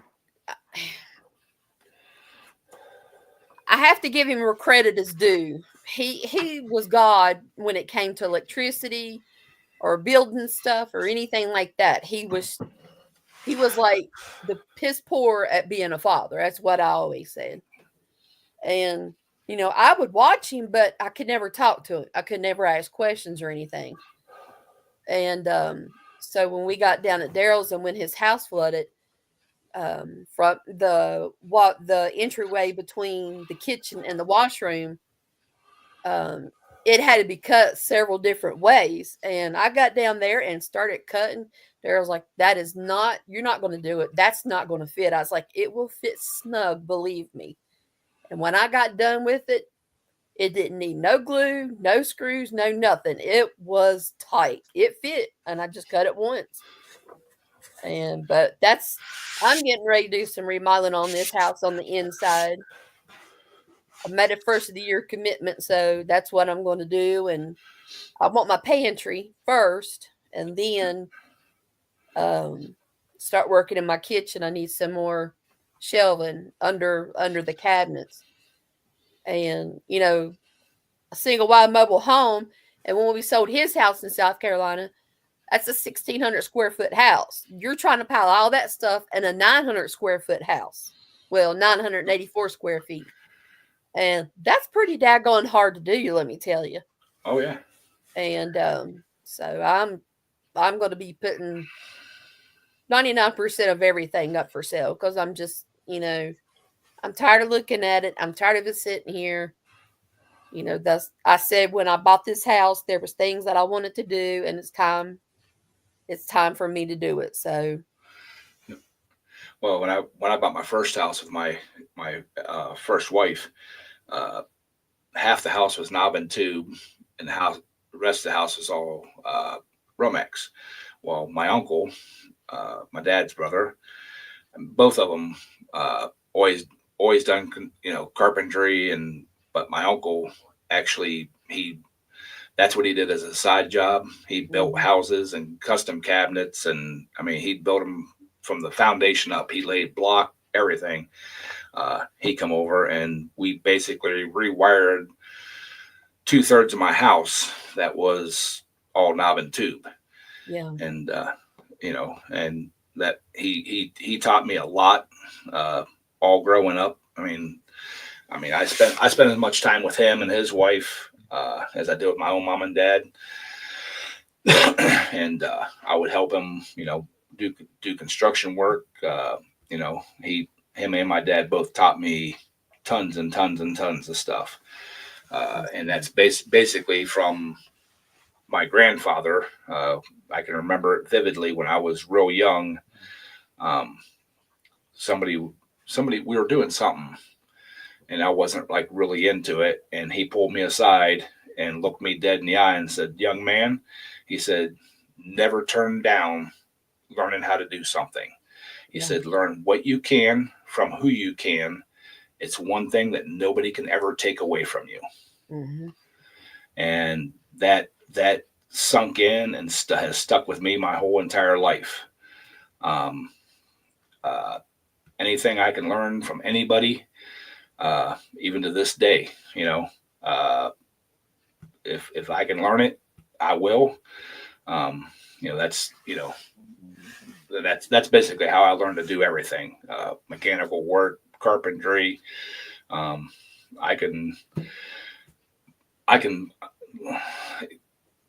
not a real good block layer. I can do it.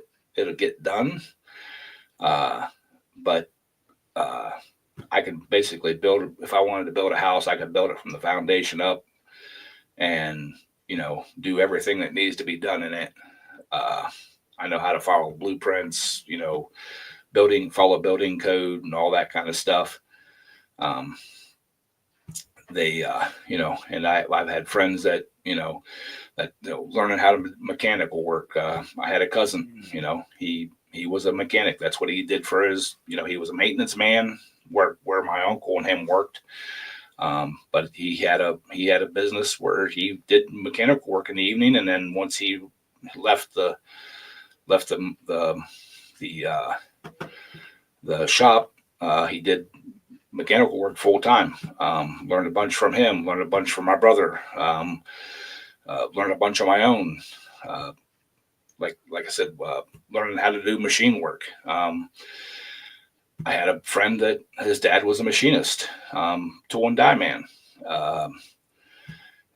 He never officially, formally taught me how to do stuff like that, but watching him and, seeing how he did it, seeing how the tools were set up and everything, That's where I learned how to run a lathe and, running excavating equipment.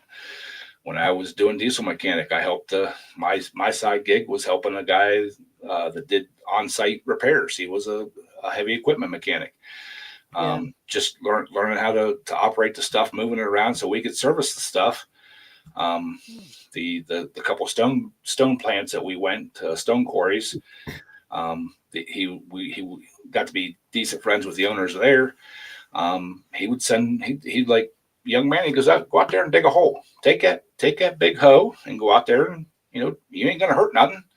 He said, learn how to run it. And one of the first backhoes that I ever learned how to run, it wasn't a unistick. It had like the 6 different levers you had to pull and make the thing. Oh, I mean, I look like, some kind of crazy guy out there trying to run that backhoe and yeah, there's good money in working in that field too.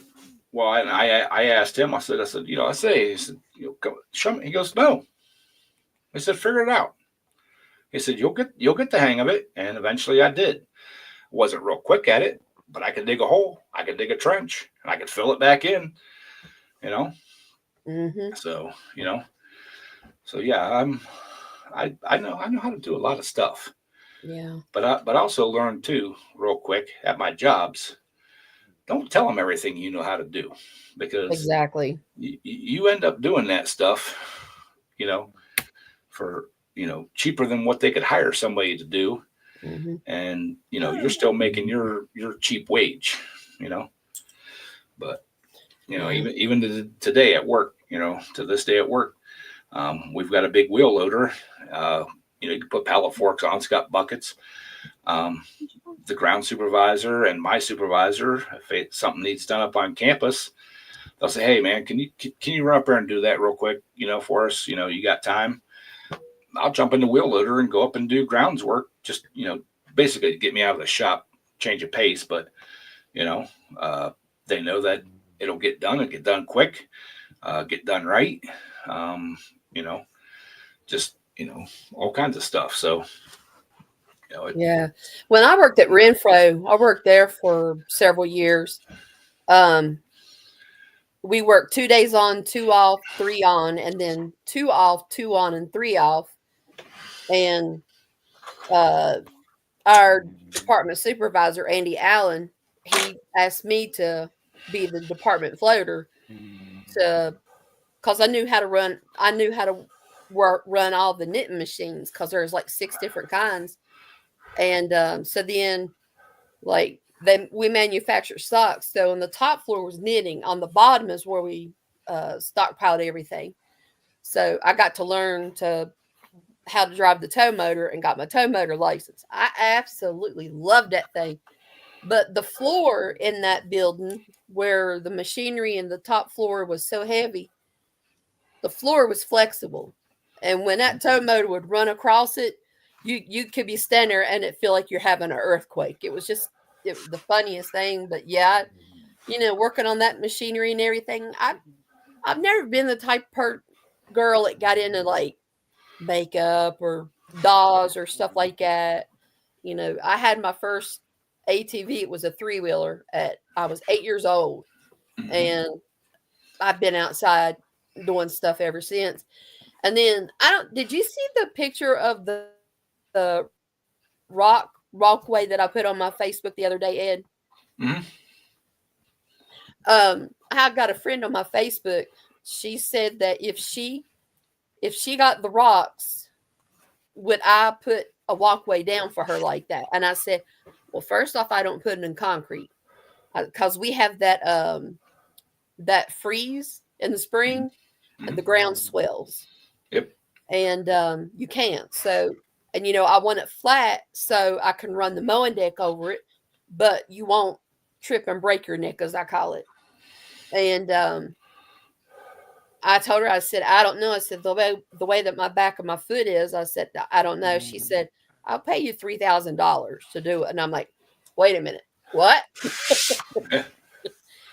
But it's hard work. It is hard work. It's harder work than what people thinks it is. And every single one of them rocks, plus a whole bunch more, I pulled all of those rocks out of the creek with my 4-wheeler. Mhm. And I went down there one day, and there's one side of the creek. I saw just a little bit of the railroad tie sticking up out of the creek bed. It was kind of shallow through there. And I got the 4-wheeler, got off, and walked over to it, and I pulled it up, and it was huge. It was like 4 times the size of a regular tie, but it's what's called a bridge support. We have a friend that's like, he's third generation railroad. His dad actually worked under one president, and that tie had been buried in the mud in that creek bed for all those years. And I got that thing up on the 4-wheeler, and it was heavy, let me tell you. And when I got it out of the creek and was dragging it up the road, a friend, a guy that lives on Case Knife, we've been family friends with him forever, was actually down at our neighbor's house where the creek is. And he told me, he said, he hollered at me, his name's Randall, he hollered at me and he said, "I'll give you $1,000 for that right now." I said, "Nope, ain't happening." And I'm like, man, I should have done it now. I found on those Facebook reels, I found a guy that found a tree that was buried in a creek bed, and he was slicing it for flooring. Absolutely beautiful. And I'm like, I should have sold that thing when he said that. Yeah, the first tow motor I ever ran was an old International tractor. It looked like a tractor backwards. It was at the trucking company that I worked for. They'd been sitting out back for a couple years, not running, and had a gas motor in it. So me and one of the guys on the afternoon shift decided one time we're tired of moving stuff around by hand, and I got the tow motor sitting out there that nobody could seem to get running. It was just an ignition issue. Yeah. We got the damn thing running, aired the tires up, come in the next day, and the boss is like, "How did you move the tow motor?" I said, "We fired it up and moved it." Because That air in the tires. He goes, that thing don't run. I'm like, "It does now." And so we used it for a long time. And then when I went and worked for the graphics company, they had dedicated tow motor operators. They had 3 tow motors, a big one and 2 small ones. And so you'd always, to get skids of material and stuff moved around, you'd always have to get a hold of one of them guys. And they were always working they worked over in the packing department. But, it was just a pain in the ass because you'd always have to go get one of them. And one day, one of the tow motors was sitting in our department, and I needed a skid of stuff up off the top rack. I just jumped on the damn thing, went over, picked it up, brought it around, and my boss hit the ceiling. A couple other people were like, "You can't do that. You can't do that." I'm like, "Why not?" I said, "I know how to run the damn thing." "You do?" I'm like, "Yeah, I know how to, It's fun. It's up, down, forward, back, Yeah. and watch how you turn."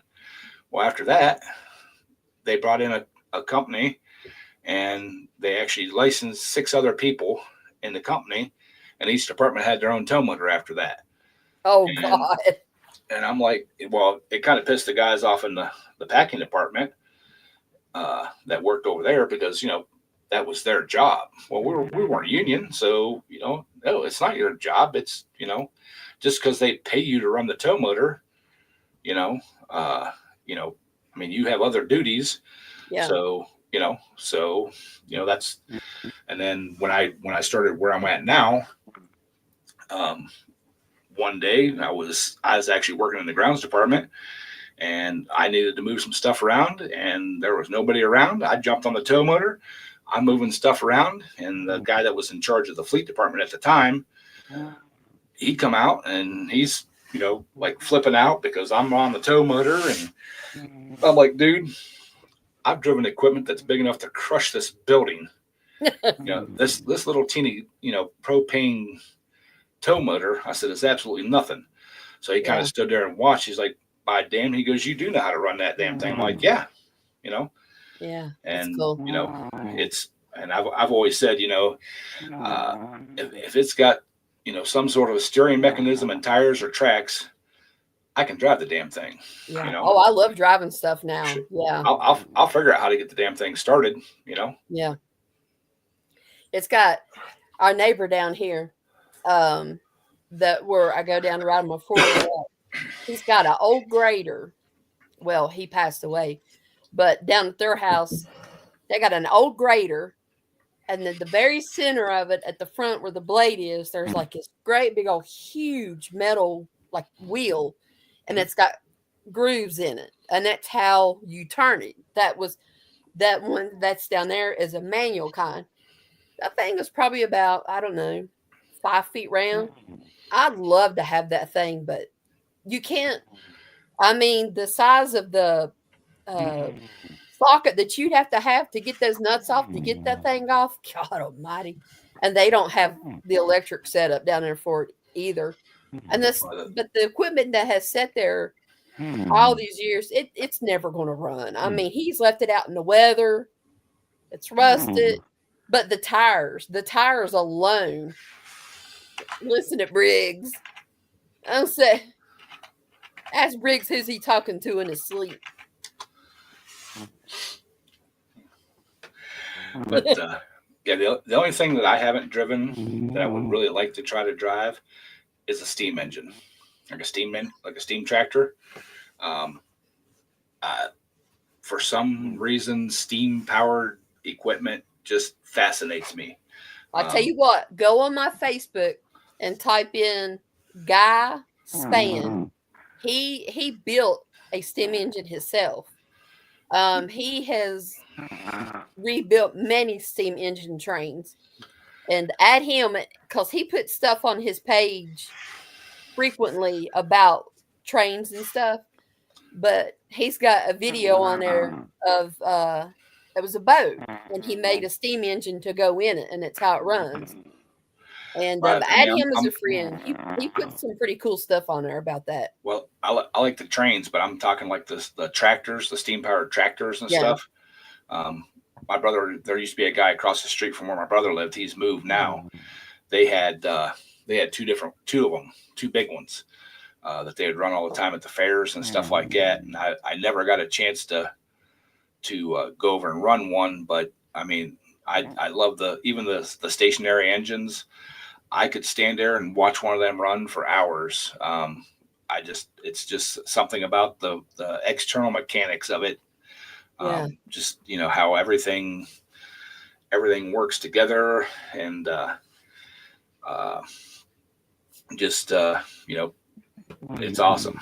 So yeah, we had, when the electric company came to cut back trees from power lines, they brought this huge truck, and the wheels was, I don't know, it looked like John Deere wheels. The wheels were so big and what I called plump. I called it meaty wheels.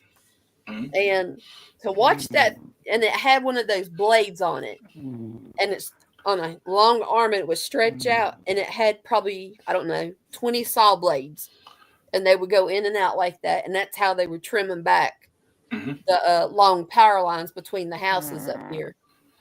And but yeah, I can sit all day and watch heavy equipment work. When the guys are down here at the railroad repairing the one part of the tracks, and they got that big welder down there and everything, I can sit there all day and watch them. Fascinates the hell out of me.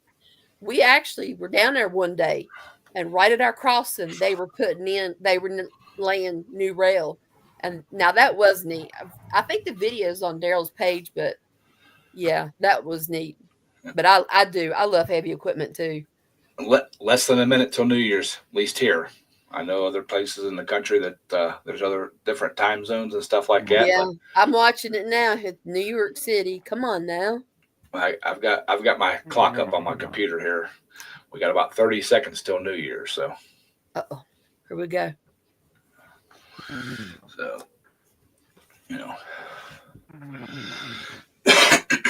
that's if my clock is right on my computer. So. Yeah, mine too. I'm waiting for the ball to drop. I always like watching it. I used to, but I'm down to one monitor now, so I can't bring it up on my other monitor. So